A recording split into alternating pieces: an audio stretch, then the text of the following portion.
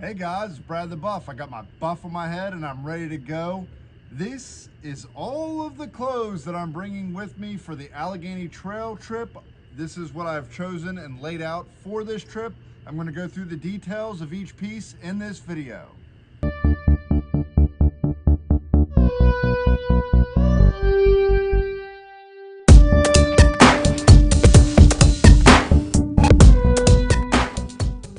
So every item of clothing that I've picked here has been researched, selected for multiple use, availability, and for weight, and to make sure it does what it's supposed to do very well. I have a little redundancy in here, and I may be packing a little bit too much, but I think I've got it pretty well just in case anything bad happens. The only thing you don't see here, of course, my most important piece of gear, the only piece of gear that I will have to have is my buff. I bring my buff on every trip. It's merino wool. I typically use the smart wool, but this buff is so handy in case it gets really cold. It really helps spare me on needing a heavier sleeping bag for at nights. In the morning, if it's cool, I can put it over my ears. If I want to let my head, if I'm going up a hill and I'm hot but it's cold out, I can still get some ventilation that way. I can pull it down over my neck, and I can put my cap on at night if I want to stay extra warm inside of my sleeping bag. So it offers me a lot of flexibility. I'm bringing this cap. I could potentially leave this behind, but just in case I hit any extra cold nights, I am going to bring this. It will be useful in the morning and in the cooler evenings. I'm not anticipating really needing it, but for the 3 to 4 ounces that it weighs, I think it's a good safety piece of gear to have. Just to keep me that much warmer. Another piece, my base layer is going to be typically this Columbia Silver Ridge shirt. I like it because it's a button down, so if I'm really hot, I can button it all the way down. I can roll up the sleeves. It does have the extra pockets if I want to store anything in it. It is quick dry, and it is ventilated pretty well. It's got side ventilation. And so once again, because it does have the long sleeve, if I got into a really cold night, I could layer up with this if I had to. But this is mostly what I'm going to wear during the day. It'll also keep the sun off my arms if I need to roll down the sleeves. So this is my main piece of my main shirt that I'm going to get sweaty and hang up at night. When I get into, well, my pants, let's do the pants. These are the Columbia Silver Ridge pants, zip-offs. Once again, the zip-offs are very useful just in case it gets warm in the middle of the day. The last time I did this trip, I ran into stinging nettles and I only had shorts, and I would have given just about anything to have long pants, so I remember that. So I wanted to have something I could make it through some stinging nettles if I had to. I've had these for a long time. They have extra pockets in case you need them. So they're pretty lightweight. They're also quick dry. So I'm going to be wearing these items throughout the day, along with a pair of just Reebok synthetic underwear. So I try to get stuff that's quick dry during the day. That way I can hang it up at night, let it dry out while I'm sleeping, or it does dry extra quick. And so this is essentially going to be my base layer. Once I am through that, in the evening, I love this Vormy River Run hoodie. I've had it for years. I am sad to say it's getting towards the end of its life. But the great thing about this is what I keep dry so that when I get into camp, I can get out of my sweaty clothes and I can put this on. It also doubles because it has this extra wide hood at the top in case I get into a really sunny situation and I need to get the sun off my face. I can kind of pull it forward. So it works as a sun blocker as well. But just very comfortable, extremely breathable, and it works great as a base layer if I'm in camp and I'm trying to get warm, but I want to get my sweaty clothes off.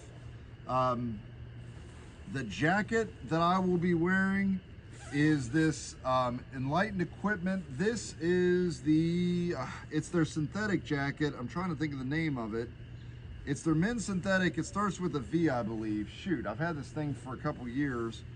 But anyways, it's their synthetic jacket. It only weighs about 8 ounces. I have become really impressed. I have a puffy, I have a Ghost Whisper. I've actually found that I like this synthetic jacket just a little bit more. It cost almost half as much as my Ghost Whisper if you buy it brand new. I bought it used and got a really good deal on it. but I have absolutely loved this jacket.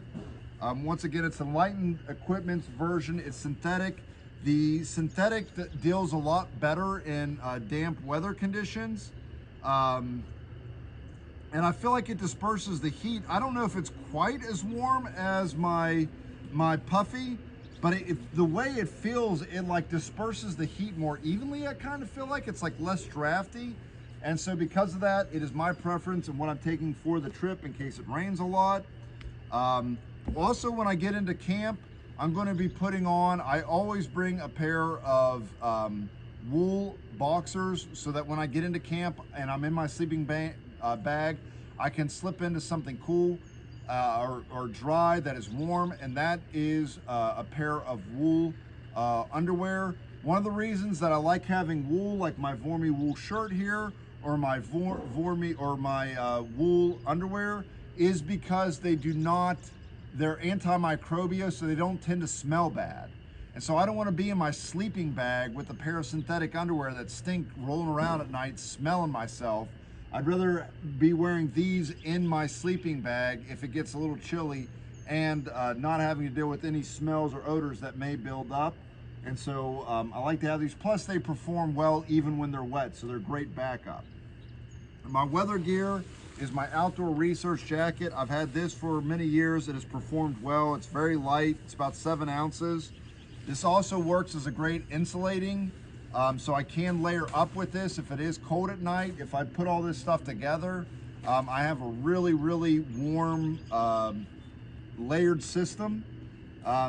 This is just my rain jacket. It's got a long bill on it. And then also I do think I'm going to take my rain skirt. I don't typically take it. I usually only take it if it's really warm out, and I'll take this. This is a Z-Pax rain skirt. It just goes around you. What it does is if it's raining real heavy, it just keeps the water off of your midsection. So if I combine this with a jacket, I can basically make sure that I'm not getting any water on my main body. It just goes from this to straight down this and runs off. It's also useful because I can I can string it around things. I can put it around the bottom of my sleeping bag at night to add a little bit more insulation and zip it up. I've used it all these ways.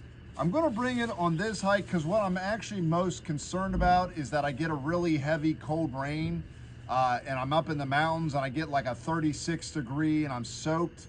And I think that this is just an extra piece of gear to bring if it potentially could rain.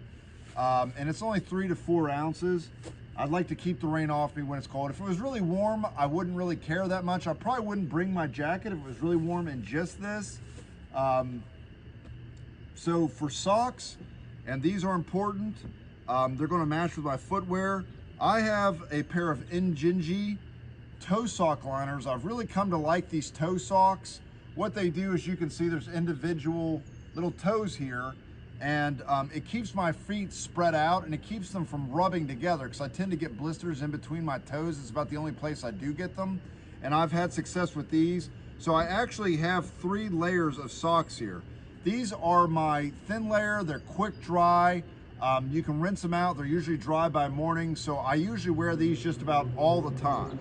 I have an extra pair of mid-layer socks. These are wool socks, and these are also Injinji toe socks that I can either double up with these during the day if my feet are cold or it's cold outside, or I can wear if I want to give these time to dry. I've rinsed these for a day, and I can use these by themselves, and they're pretty lightweight. I can put them together.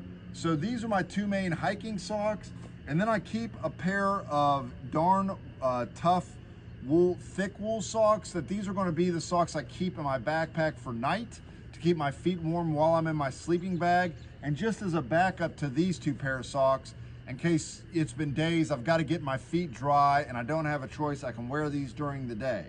So that's my socks. And then my shoes, I just did a video on these.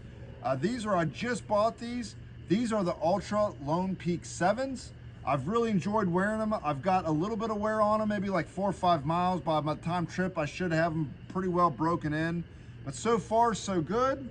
And along with these, I got what they call gaiters. These are just low-level gaiters, and they're just synthetics. And all they do, and I'll show you real quick, is they hook around the shoe. on your front, there's a little hook here that hooks on, and I'm not going to do it the full way because it takes a minute. And then you wrap it around your ankle, and what it does is it covers your shoelaces, and it goes all the way around the back here, and it keeps stuff from getting in your shoe.